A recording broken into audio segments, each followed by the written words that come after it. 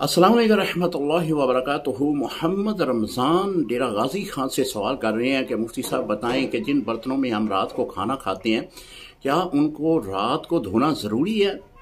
मेरे घर वाले ये कहते हैं कि अगर रात को बर्तन ना धोए जाएं, इसी तरह रहने दिया जाए तो सारी रात ये बर्तन जो है वो बद दुआएं देते हैं। क्या वाकई हकीकत में ऐसा है?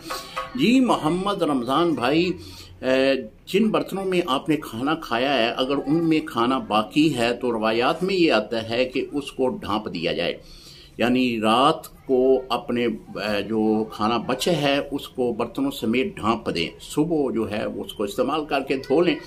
लेकिन अगर कोई खाना वगैरह नहीं बचा, सिर्फ वो बर्तन ही हैं, तो बर्तनों को अगर आप धो लेते हैं खाने के बाद तभी ठीक है, अगर नहीं धोते सुबह को धो लेते हैं तो फिर भी कोई मज़ायका नहीं है। ये कहना कि बर्तन बददुआएं देते हैं, नहीं, ऐसी कोई भी रवायत कहीं भी इसका जिक्र नहीं है।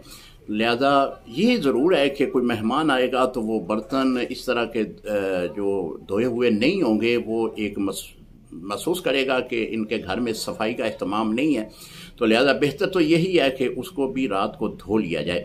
बाकी जो आपने बददुआ के मतलब कहा है, नहीं, बर्तन बददुआ नहीं देते। अस्सलाम वालेकुम रहमतुल्लाहि व बरकातुहू।